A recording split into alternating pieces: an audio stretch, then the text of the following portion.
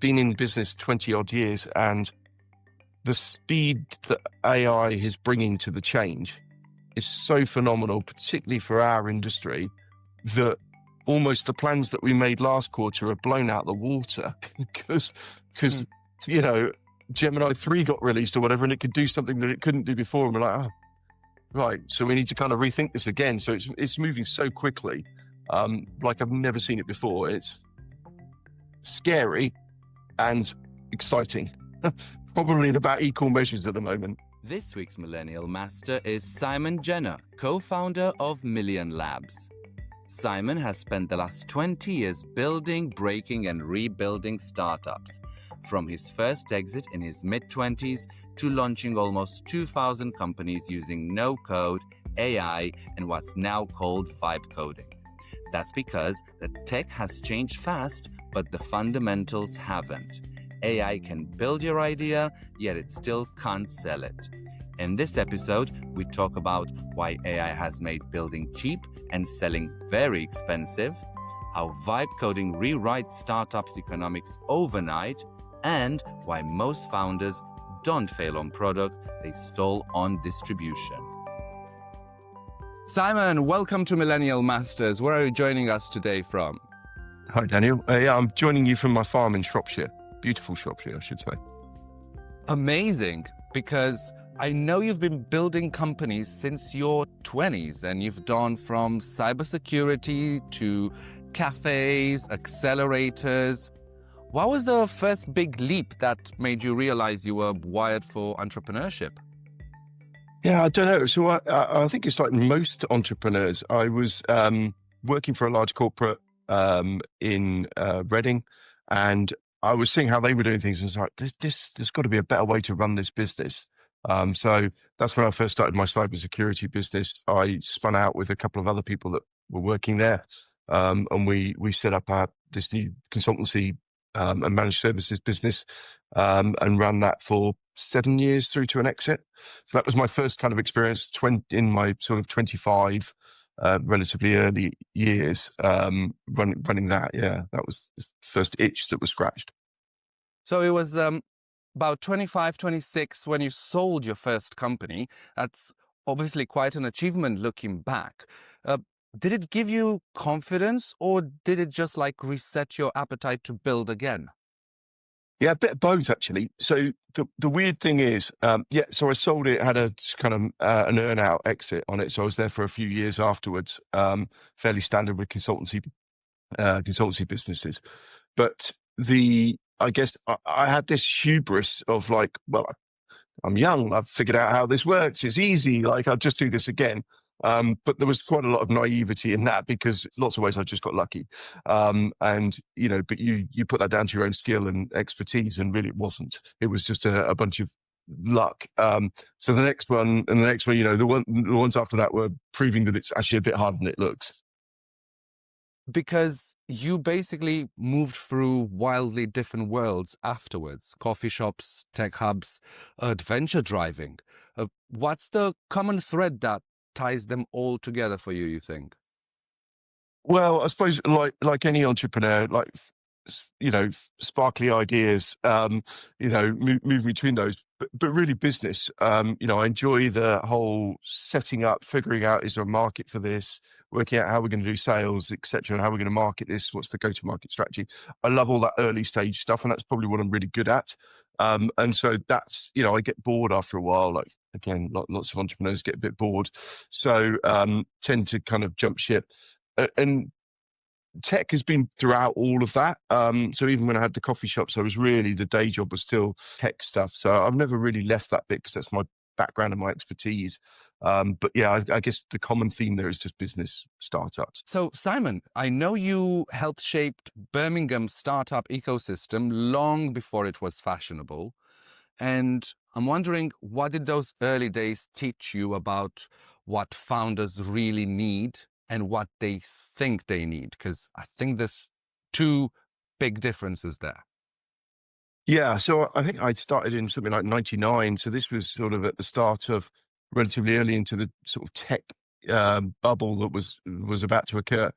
But and Birmingham had pretty much nothing. It had the odd incubator like most cities had had previously, but really didn't have what I would call the Silicon Valley tech environment and accelerator programs, the kind of 13-week bit of investment, etc.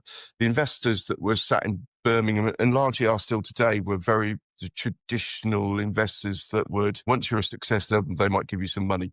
And or debt from a bank, so there was none of that, what we might call the modern tech scene in Birmingham.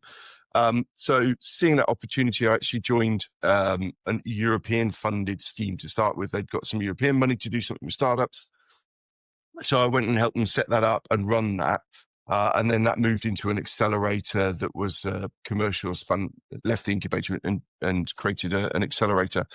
I think the things that were the classic things that entrepreneurs thought they thought they needed some space because they needed an address.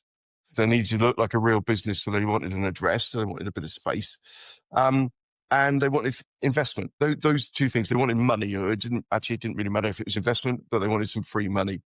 Some of that's not really changed. Everybody still wants money, but maybe the space bit has disappeared and gone away. But I guess what we really found is that they were naive, like all of us are when we start out. We don't know what an invoice is. We don't know how to go to market. We don't know any of these things. So they needed that kind of support and advice on how, what are the mechanisms that they could do to achieve, that success. Oh, Simon, I think you once joked that Silicon Canal in Birmingham could only disappoint everybody equally. What did you mean by that? Yeah. So the Silicon Canal bit came from Birmingham having more canals than Venice, or at least that's the rumor. So that's where that name came from. In terms of disappointing everybody equally, when you're trying to do a whole tech scene, and we were trying to kind of please everybody in theory. So you're trying to do stuff for startups, you're trying to do stuff for the medium enterprises and stuff for the large enterprises, councils, universities, everybody in that kind of ecosystem wants you to be involved, or you want them to be involved. And really, as a small organization, you just can't facilitate that. So that's what I meant by, like, we would equally disappoint everybody because everybody wanted us to do something and we couldn't do it. We could do a little bit of this, a little bit of that. So it's a really hard organization to run. So I take my hat off to anybody trying to do something that's basically not for profit in a city around the tech ecosystem or any ecosystem. Is you just can't please everybody, but everybody wants you to. So you're getting criticism from everybody. Oh, you're not doing enough for us. You're not doing enough for us. And it's like, oh, well, you can't win. I think from my experience as well, you can never make everybody happy, but small successes do drive things forward. And I think you had some of those with Oxygen, because you ran one of Europe's top accelerators before launching Million Labs, which we're going to talk about in a bit. So I'm curious to hear from your point of view, what were the biggest gaps in the accelerator model in the UK? Yeah. So this is going back a bit. So I think at the time there was probably one or two other accelerators when we started. So there was Seed Camp, and then there was one up north. And Seed Camp was running a slightly different model to everybody else. Whereas we adopted the San Fran, or the kind of Silicon Valley model of 13 weeks, small amount of investment, diverse set of teams from anywhere in Europe, ran them through the program, and then tried to get them the next round of investment. So that was the kind of model. The gap was, well, that certainly didn't exist in Birmingham, never had existed, and there wasn't much of that in the rest of the UK. As we saw over the next 5-10 years, we saw a lot of them get created in similar sort of fashion and model. So that was the kind of gap, and we ran 6 months, so one cycle of startups in Birmingham. And then we moved to Google Campus in London, and we ran another cycle of things. So we were doing 2 cycles a year, probably something like ideally 20 startups a year through those 2 programs. And working with hundreds of founders, what would you say separates the ones who actually execute from the ones who just talk about it? Yeah, I think there's a wannabe startup founder out there who wants the kind of sitting on a beanbag, the kind of, I don't know, the social network film kind of vibe view of the world. And there's ones that really want to execute and really want to try and solve a problem. And those are the ones that we try to back, is the ones that are kind of passionate, have maybe got the problem themselves and they're trying to solve it. Grit is definitely a thing. I mean, if I've seen anything, you spoke to Nick a while ago. The gritty founders that just keep going and going and going, they're the successful ones. So almost the ones that cockroach their way through to an exit or a second round of investment, etc. So those are the ones that you want to back. They're really hard to find, and they're really hard to, if I've learned anything in talking to startups, the amount I've spoken to for the last 20 years, you'd think I'd have a better idea of which the winners are. It's really hard. It's really hard to, pick the winners. If I could do that, I'd be, a multimillionaire. But you just can't. So you kind of have to work with them to see some of those trends and those kind of character traits come through. But then something else came up, which in a way changed your trajectory, but brought together everything you've done so far. And that's the 1 million startup mission.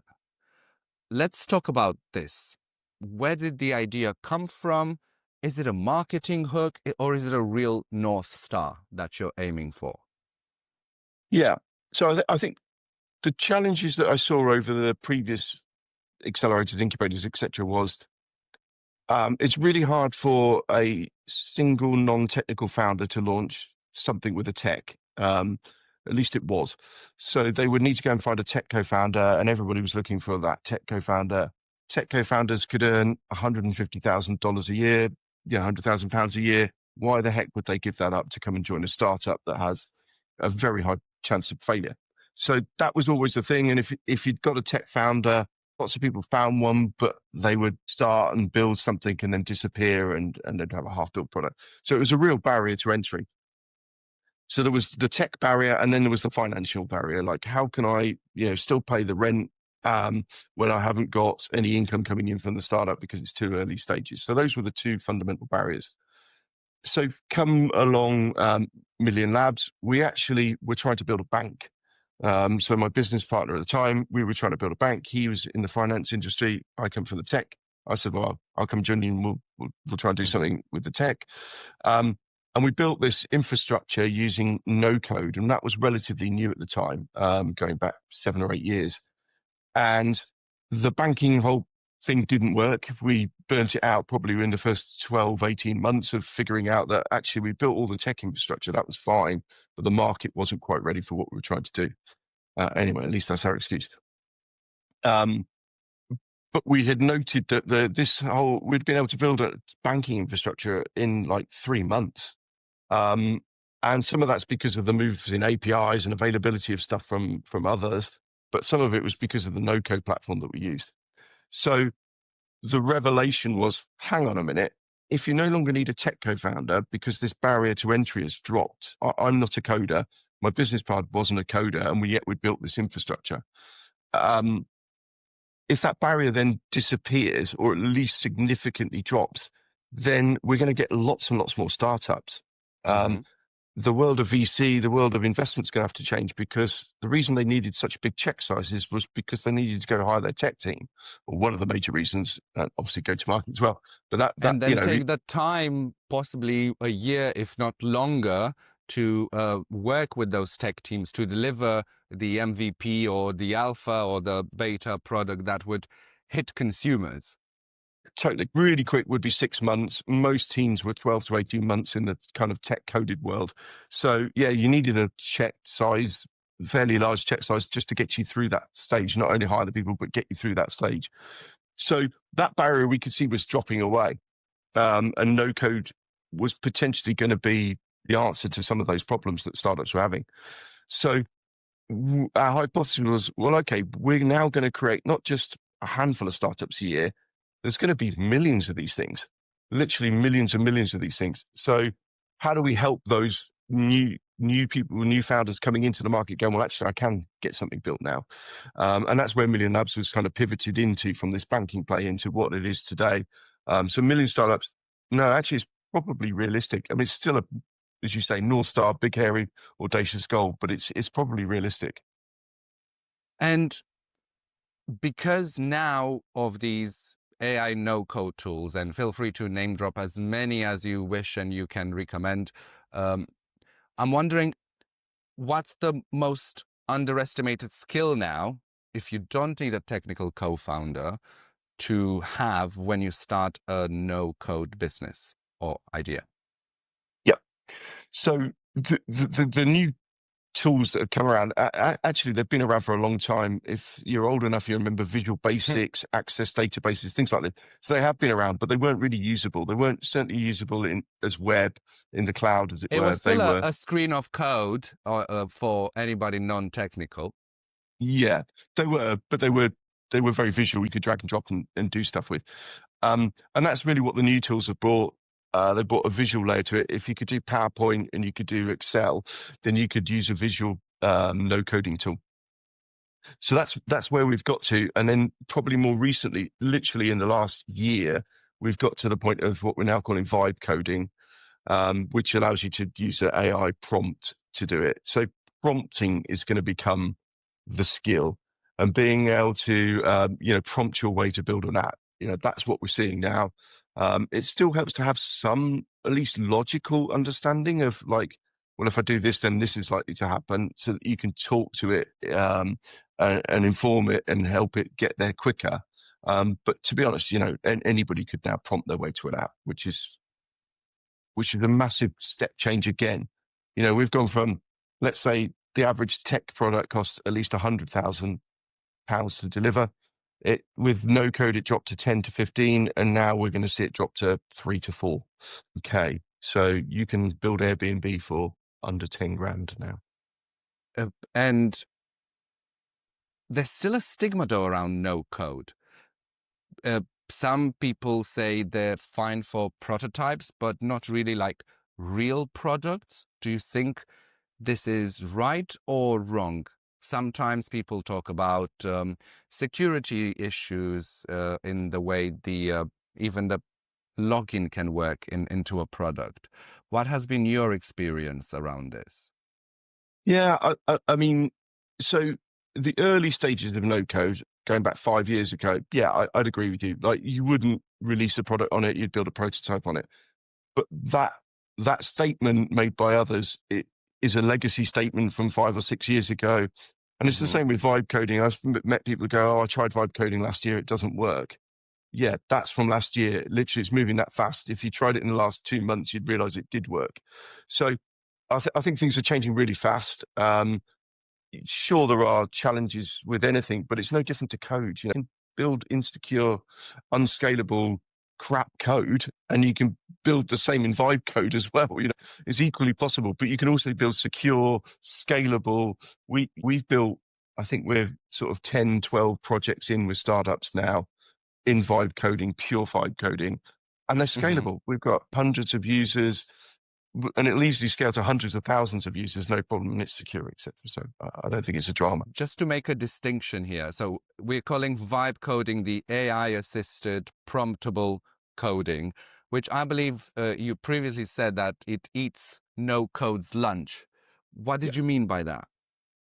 Well, the challenge with most of the no-code platforms like Bubble, WeWeb, etc. So there's like literally 300, 400 of them out there. But Bubble arguably is the sort of leading one there, Bubble.io. The challenge with that is that you have this layer of no code, and then underneath is still code. So it's translating into it. And that gives you challenges around performance and scalability. They're not massive, and for most MVPs and most startups, it's not a drama. It works just fine. You'll scale fine. But if you could go straight to code, then why go through the no code layer? And this is what Vibe gives us. We're creating just raw code at the end of the day, but we're just prompting to generate that. So it gives you the advantages of code, which is it's scalable, it's well-trodden path. Even if you don't want a vibe coder to do it, you could pass it to a coder because it's in code and they could read it and understand it and do things with it. So it's compatibility. You could lift it, you could shift it. Whereas in most of the no-code platforms, you're kind of stuck in their ecosystem. You can't pick up the code and move it because it needs their layer on top to be able to use it. So I think that's why it's eating their lunch, in that why would you go through the no-code if you can go straight to code? So anybody who has a business idea, you would recommend that they would start with, uh, so to speak, vibe coding or AI coding versus no code, which keeps you locked, because this way you still get the code. And later on, with a more advanced model, say in a year's time, you could fix any of the issues that were created by the weaker model in previous months or years. Yeah, exactly. Yeah. Oh, and we're seeing that literally on a kind of month by month version. You know, you'll have seen it yourself as Gemini's out, new version of Gemini's out, new version of ChatGPT's out, and it's like a constant battle of upwards trajectory. And we see that in the vibe end of it. So it all filters through. As soon as they get a new model, it becomes a bit better at coding. And so it's better at finding its own bugs. It's better at fixing its own bugs. It's better at secure and performant code. So, like, I think, you know, we're there. It's just going to get better and better, and therefore quicker as well. And even the visual interfaces from my tinkering and experiments with tools such as Lovable and Replit, it now creates fully realistic and usable interfaces with all the right buttons in all the right places, and which would just take, I don't know, weeks and months with a traditional design process or an agency. You have that pretty much built in a day, depending how long you want to spend in front of a screen. Yeah, exactly. Yeah. So you can have it design itself. So you can just tell the vibe, like, go build something for me. This is, you know, the type of branding I want to use, or this is an example site I want to use. Or you can still do the traditional thing, which is let's have a designer lay this out in Figma for us, or a design package. And then we can just translate that straight into code. So we can go from the Figma into the vibe pretty quickly now as well. So either of those routes, absolutely fine, but saving you, like you said, like days, weeks of that activity. So I think that's been the change. We've gone from probably average MVP in no code is 8 weeks, and we're now probably heading towards 5 or 6. So we've certainly reduced it.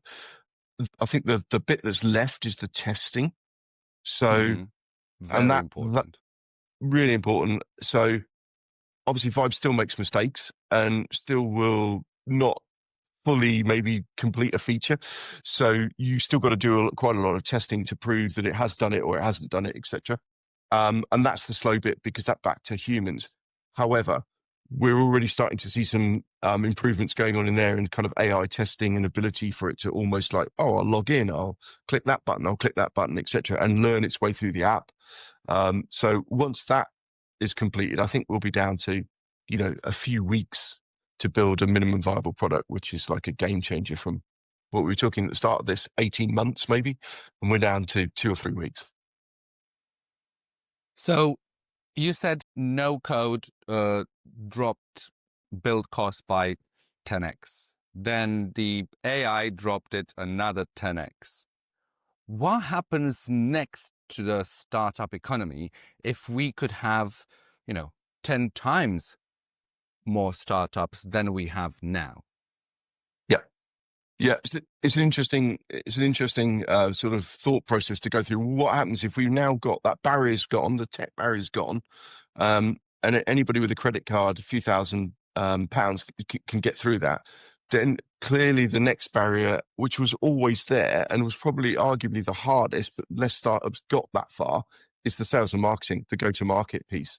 That's where everybody's going to get stuck. So we've now got a million startups all heading into this kind of same market or overlapping markets, etc., trying to do sales and marketing to people. So us as consumers are just going to be bombarded with stuff, and the signal to noise ratio is going to just be phenomenal. So the real skill is going to become around the marketing and sales. And yeah, basically distribution and getting your product out there. And when it comes to that, then there are only what? Let's call them 5 viable channels, which are controlled by pretty much 2 or 3 main companies. So now we have millions of startups who have only 2 or 3 giants to deal with to reach the customers. And here I'm talking about Meta or Google or say Microsoft or Amazon, because we're talking about tech products, so we're not going to be delivering a physical product in this case. Yes and no. I mean, I totally agree with you. For some startups, they've got no choice but to go through those. But I think what we're going to see is, because you can generate something, you end up with niches becoming viable that weren't viable before. So I don't know, Airbnb, but for people with dogs of a certain breed, or something random like that. So if you've got a German Shepherd, here's all the places you can stay, and they love German Shepherds, right? So that wouldn't have been viable before because there's not enough customers there. But if you're only spending a few $1,000s on the tech, or pounds, then it suddenly becomes viable. So I think we're going to see a lot more niches, and they will be going, yes, they might still be using Meta or whatever, but they'll also be going direct, or be finding other ways to be the German Shepherd Society that you're targeting, and you're marketing through them, not through Meta and Facebook. So I think that will be one of the major changes, is all of this kind of niching of all these startups. And from the startups that you developed with Million Labs and work with them, what was their go-to-market strategy? What worked for them? If we would be able to share some of these tips to any other founders. Yeah. So niche for sure. Even if you've got a global or international market, you start small, really small. So the way we have this kind of methodology: start, launch, and grow. Start is about that validation of the idea. The launch is about minimum viable product to test it live with customers and then iterating. And then grow is about, right, how do we get from one customer to 10 to 100 to 1,000? And we really see it like that. Like, the startup founder should be able to find the first customer, right? The number one. And in fact, they should be able to get to 10. And that's network, that's LinkedIn, using all of their means, emailing friends, family, fools, all of their network. They should be able to get to 10 paying customers like that. From 10 to 100 actually does require something else. It's people you'd have never met before. It's the new stuff. And that requires some kind of campaign. So we tend to use the bullseye approach, which is like, right, we're going to try Meta, we're going to try TikTok, we're going to try whatever. We're going to advertise on newsletters, and we'll just see which one works and which one gets us the best results. And then we'll lean in on that one, and then we'll go looking for another one. And so there's 50 methods outlined in the bullseye method. And so we'll just work our way around the dartboard, effectively looking for those ones that work. And we should therefore be able to find the route to get them to the 100. And then same probably will get us to 1,000. And then you start into, once you've got 1,000 customers, you're really into different metrics. You're starting to look at churn rates. How can we retain these clients? And how do we get one client to bring us another client? We're kind of looking for those viral coefficients. So that's our kind of methodology. The things that work, well, it's obviously different for every startup, as you'd expect, but niching in, because it's much easier if you're looking for doctors, and you're looking for doctors in the UK that are in general practice. Well, it's much easier to go by a marketing list when you're really that specific. If you're just looking for some people in the medical industry, well, that's a big list to go after. So we try to really niche it down, and really don't worry about the 1,000th customer. Let's worry about 1, the 10, and the 100. Let's really focus in on that narrow field there. And when a startup starts scaling from the small team or the single founder, what sort of barriers have you seen that are hard to overcome?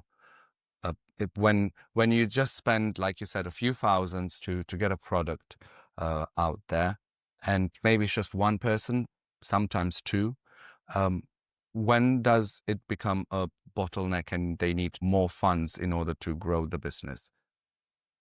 I think the biggest naivety of most startup founders is they see the tech as the barrier, and then as soon as they kind of working with us or they figure it out, they realize it's not, and it's going to be the sales and marketing. But they have no understanding of really what that's going to cost, and it always costs so much more than they think. If you spent £10,000 on your MVP, you're spending at least 10,000, if not 20,000, on the marketing and sales to get that to market. So if you haven't got £30,000, you probably shouldn't start.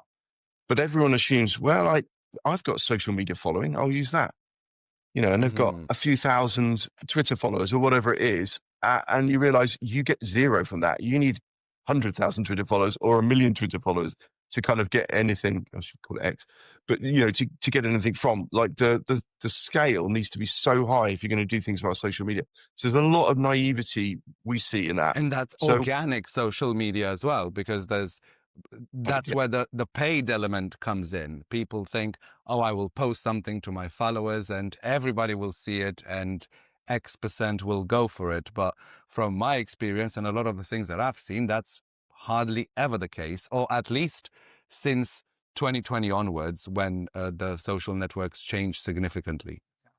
yeah, you're absolutely right. Yeah, I mean, and literally, unless you've got hundreds of thousands of followers, you're not going to generate probably any business from that. You certainly will probably from your network, because people want to, but whether they become sticky and whether they buy is a different matter. But you'll certainly generate some signups.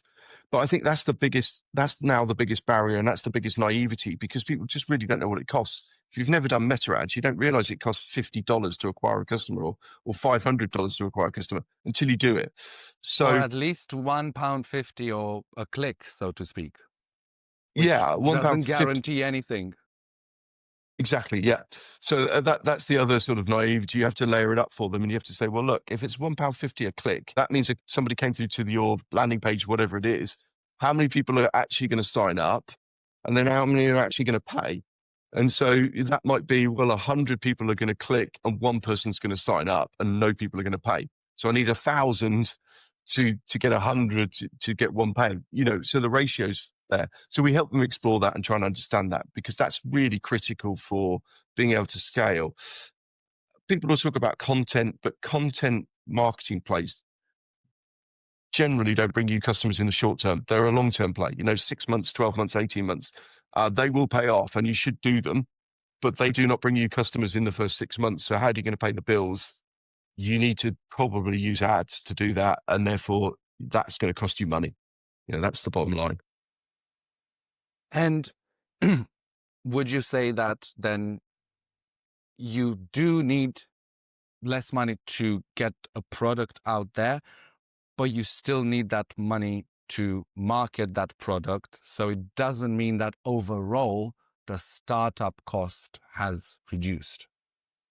Correct. Yeah. And if anything, it might increase. That marketing sales cost might go up, the more demand coming in from more startups. So it might well increase.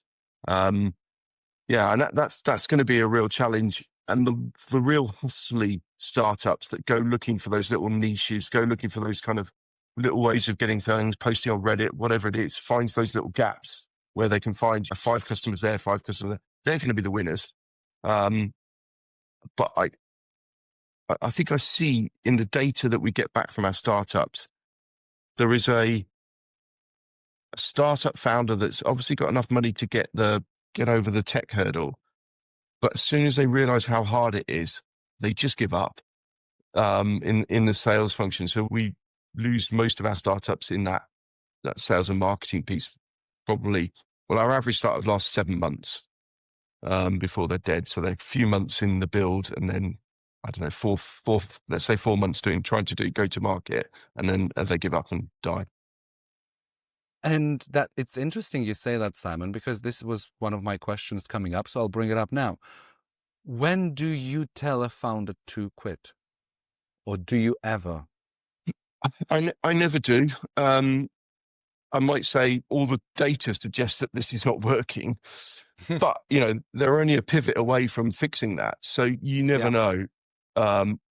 Most startups figure it out on their own because they can't pay the bills, and they have no choice but to go and get a job.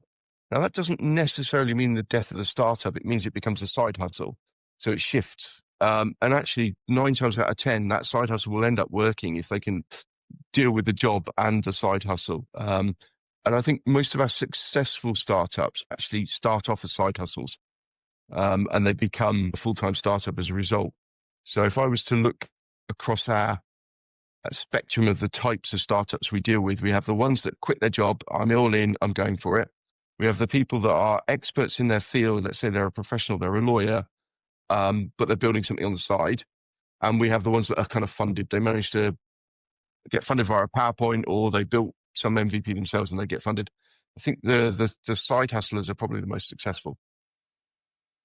But then is a side hustle in a way a real or successful business if, say, they can't pay the single founder's bills? Is that a realistic aim or more a hobby that pays for itself? Yeah, I mean, so it needs to transition at some point. But what you're doing is you're giving it the breathing space so that if you haven't got investment or 50, 60,000 pounds worth of capital to see you through, then actually it gives you that breathing space to be able to grow it to the point it can support you, and then you can quit your job and move into it. So that's what we see, and that breathing space is what most startups need, because you you really don't have all the answers. You think you do, you think you've done all the research, and then the classic stone, then you get hit in the face by the first customer, and the plan goes out the window. So that happens all the time, and you want that breathing space to be able to figure out what is the right thing, how do we pivot, how do we change, etc. And having a job with an income, it has some downsides because you can't commit the time and effort, but it also has some upsides, is you don't have quite the same pressure to deliver at speed. And I'm curious, Simon, if we're talking about AI, how you actually use AI for Million Lab? Is there like a task that you've built that you're never going to go back doing manually? How do you use it for your personal life combined with Million Labs? How did that change the game for you? Yeah, so in order for us to do startups at scale, the only way we've been able to do that is automation. So we already had a lot of automation, but not necessarily using AI. And obviously, as AI got introduced, we started to look at, well, how do we automate our automation? You know, how do we make that more intelligent and push it into other places where we had humans? I mean, if you manage a project of any sort, particularly a technical delivery project, you've got a designer involved, you've probably got a technical architect owner, you've got a developer, you've got some kind of project manager, etc. So you've got 5, maybe 6 people involved, plus the customer or the founder involved in that. Like, things drop between those if you're not careful really quickly. So we've always tried to automate as much of that process. One, because we want to be cost effective, because we know startups are price sensitive. And 2, we want to do it at speed, and automation brings us speed. So we're already doing that. We've just injected AI into that model now, so that we've got a lot more stuff going on, you know, emails going back and forth to founders, etc., that are actually just AI generated and talking to them. Still with a layer of personalization, because the founder is buying into kind of, you're helping me get to the next level in this startup. So you can't lose that, and nor would we want to. But the day-to-day stuff we can automate. So that's one thing. And then on the tech delivery side, obviously we're moved from no code into Vibe, and that's just all completely AI. So we're getting to the stage where we can do obviously the AI development, but build and deliver the code. That's not a problem. We can do the testing is starting to be done, but like the scoping is all AI driven. The design in some cases is completely AI driven. So we've got this kind of very automated AI driven process now. And that'll only increase, I think, once we can get the testing sorted, then that'll be perfect. So with all these tools, I think, Simon, you've launched or helped launch more startups than most people meet in a lifetime. What's the one pattern that never changes for successful ones? Yeah, it's a really good question. It is founder, obviously. I mean, that goes without saying. A good quality founder, they're really hard to find. There's not many of them. Lots of people come into the startup world, entrepreneur world, but not many people are successful. That's why we see the really high failure rate. So it is that grit, that ability to just keep driving forward despite all the knockbacks. And we're not really good at that as humans. In the dating world or whatever, nobody likes to be told no. And that's what you're getting told every day in a startup. Multiple times a day, yeah. Yeah, multiple times a day. That's if you hear back. That's if you hear back. Yeah, you're being punched in the face constantly. So that takes a certain type of person, tenacious, grit, or whatever you want to call it, just to keep driving through and keep pushing. So that's the number one. And then that ability to think about the world slightly differently, go, well, yeah, that's the way it's done today, but how could we do this differently? So that sort of innate kind of, it's broken, I want to fix it, and I think I can do this. So there's a kind of inner confidence as well that's there. So those are the two characteristics, that kind of grit and that ability to look at the world in a slightly different angle. You've got to be slightly weird, I think, to be a founder. That's why I love being around them, because they're weird. They think differently. They're great people. But then, as it turns out, sales and marketing are also the next important skills in the startup journey. Once you had the idea, say you're able to execute it now much easier and much quicker with the AI coding tools. And that's where they should really then start focusing their next set of skills. Yeah, exactly. So if you're not a marketeer and you're not a salesperson, you need to be.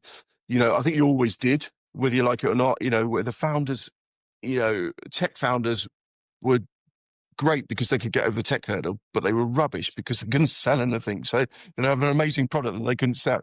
And so they would get a bit further but never really make it. So yeah, I think if you could say to anybody what skills you need to be able to understand marketing, lead generation, particularly if you were to look at a specific thing, because that's what you're going to need. You're going to need cold leads turned into warm leads, turned into sales. So that flow there is going to be absolutely critical. And who's better to sell it than the founder anyway, because it's your baby. You understand what what problem you're trying to solve. You're going to be the best person to sell it. And I was reading something the other day. It said like 100,000 to 1 million to 10 million. Probably the founder's still heavily involved in that sales process. And maybe beyond 10 million, they start to step back, etc. So you're in this for the long term. It could take you certainly years to get to 10 million. So you're going to be in that sales point, whether you like it or not, because you're the best person. And lots of, depending on who you're selling for, they want to speak to the founder. Like, there's nothing better. So, Simon, if in a world where execution isn't a bottleneck anymore, let's say it's imagination and finding the right idea or fixing the right problem, ideally a problem that the founder experienced themselves, so they know the pain of the user and how to solve it. And you've seen thousands of pitches throughout your career. What makes your eyes light up these days? What sort of ideas? Besides, you said niche, and we talked about, dogs, cars, etc. Yeah. What else is viable? But everything's viable now. That's the beauty of it. I think there are very few things where we would shy away from. For example, we don't do games.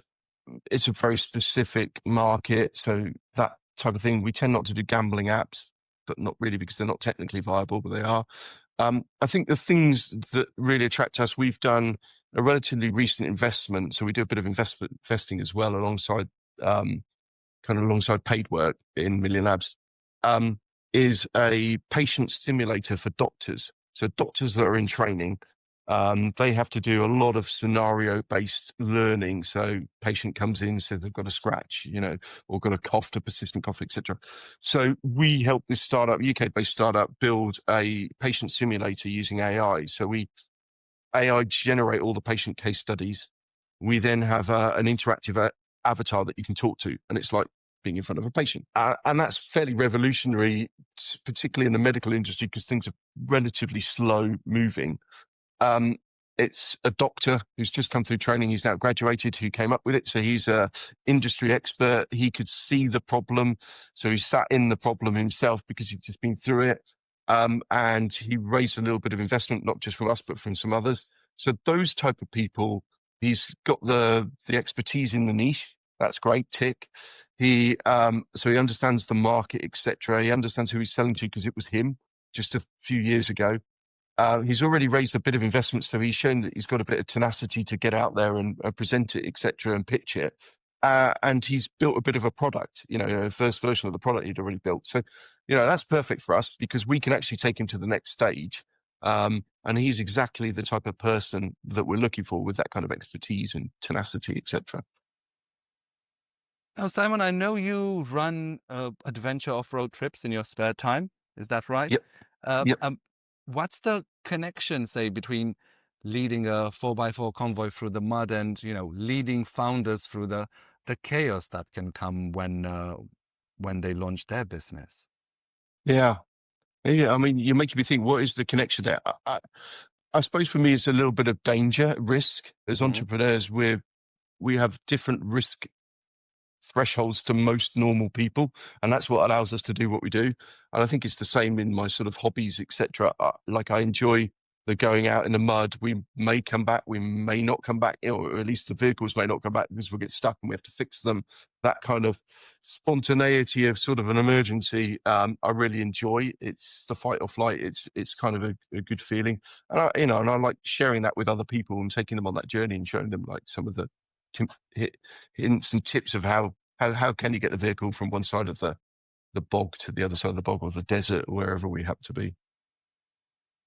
And in your personal life and the way you manage the business, what do you protect in your week that people might think is maybe weird or unnecessary, especially younger tech founders who can pour all their hours and their attention into a business? Yeah, I mean, I guess I was that younger a while back now, granted, but and I was just 80 hours, 90 hours a week. It was just crazy, and you give up friends, you give up relationships, everything. And I think as you mature, you realize that that's not life. It has to exist outside of that, particularly because that could disappear at any moment. And if your whole identity is wrapped up in that startup and that thing, it's like a grieving process. If it goes under, it's like, well, what the hell do I do next? Well, that was my identity. I was a startup founder, and now it's gone.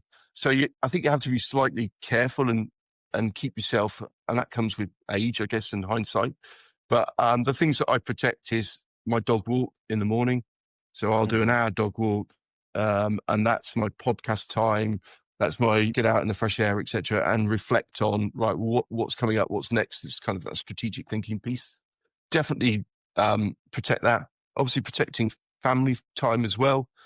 So weekends, I still do work at the weekends, but around stuff. And then friends, I make sure that I get out and do Land Rovering stuff or whatever it is, adventure trips, etc. I'm doing 2, 3, 4 weeks a year of sort of adventuring activity. And that, again, it's just brain space away from the business, which anybody And that's getting sat you and out done of the it. house is what I was thinking when you said that. Something that gets you out of the house, disconnected from your computer. You'll have your phone with you naturally nowadays, but Yeah.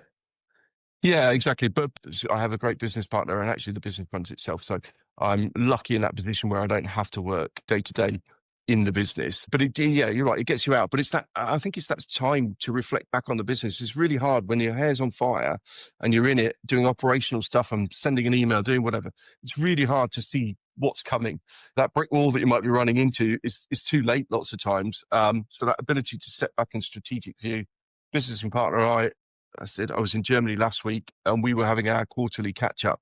So we spend 3-4 days together and we just look at what's coming the next quarter, what's coming beyond that. And that's, again, important time to step back and just consider, particularly when things are moving. I mean, I've been in business 20 odd years, and the speed that AI is bringing to the change is so phenomenal, particularly for our industry, that almost the plans that we made last quarter are blown out the water because Gemini 3 got released or whatever, and it could do something that it couldn't do before. And we're like, oh, right. So we need to kind of rethink this again. So it's moving so quickly, like I've never seen it before. It's scary and exciting, probably in about equal measures at the moment.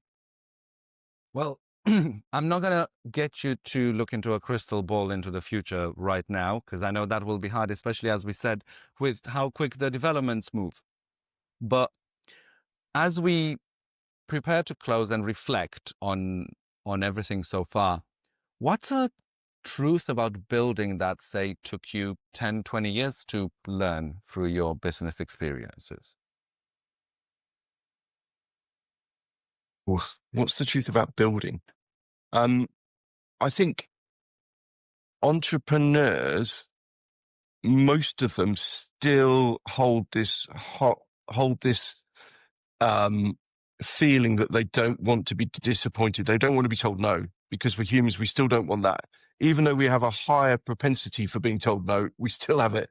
And so many of them don't launch, or like, I've just got to add this, I've just got to do this. The marketing's not quite ready. That's not quite ready. I just need another week. And that's really detrimental, because the thing I've learned is that the quicker that you get into the market, the quicker you get that feedback, those punches, you start to roll with them, you start to dodge and weave, and you can move forward.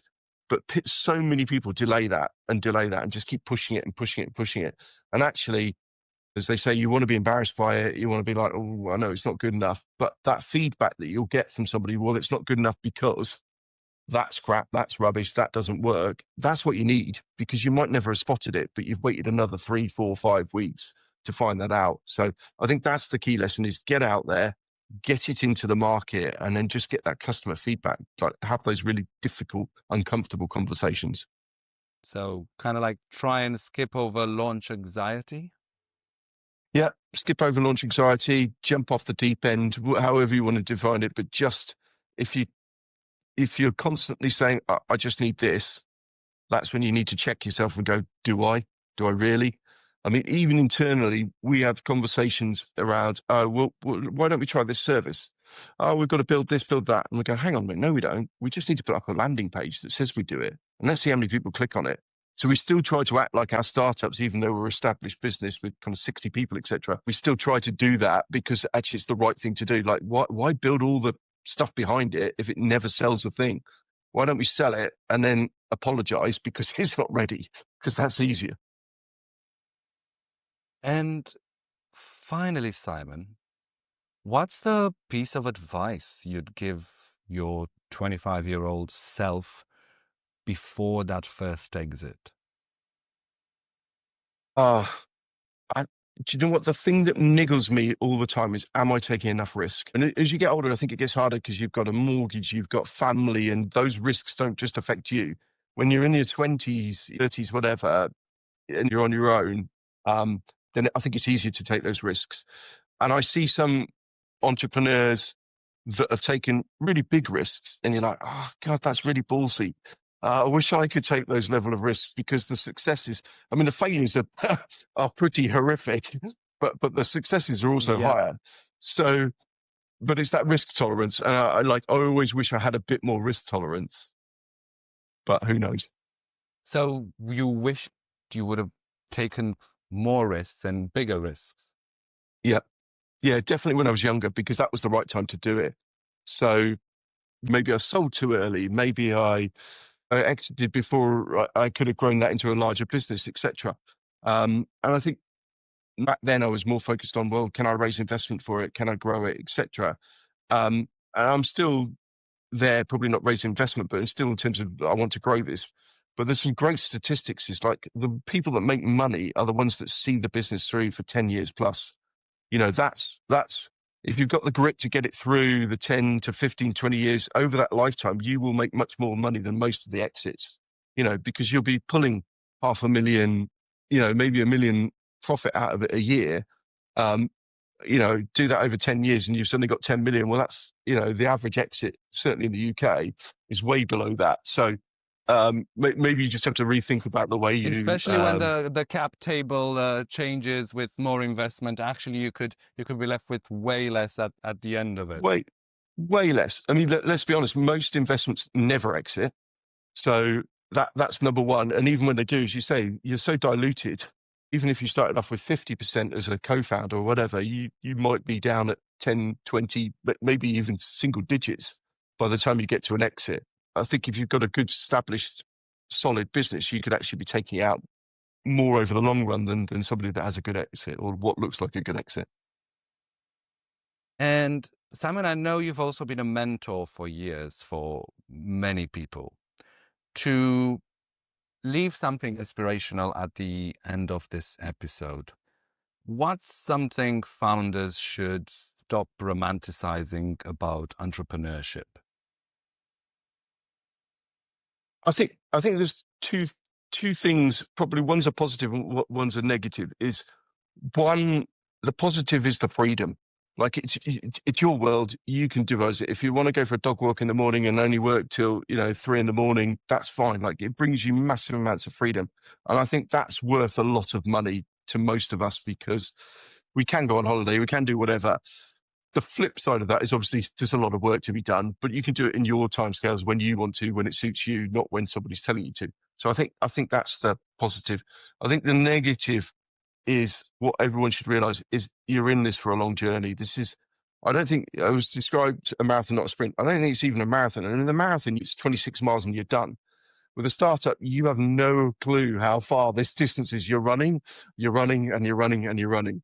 And so that's what every startup founder should understand. But the journey is they should live the journey and love the journey, because that's what startup entrepreneurs about. And I think most successful entrepreneurs will look back on those days and go, they were the good times. Now I've got bureaucracy, expense policies, dealing with HR as it scales. You've got all these other things that are probably a lot less interesting than the early days that you had in your startup. So don't lose track of your aims, but also don't forget to live through the journey, because that's going to be the most enjoyable part. I think that's a great parting thought from you, Simon. Thank you so much for joining Millennial Masters and sharing your story, your learnings, and also I'm looking forward to see all the cool stuff that's going to be coming out of Million Labs. Awesome. Brilliant. Great to be with you, Daniel. Thanks for tuning in all the way to the end of this episode. If you enjoyed it, please share it with someone you think would get value from it. And don't forget to subscribe on YouTube, Spotify, or Apple Podcast so you never miss an episode. For the best way to stay in the loop, head to millennialmasters.net. That's where you'll get all the latest features and new episodes straight to your inbox every week. Catch you next week.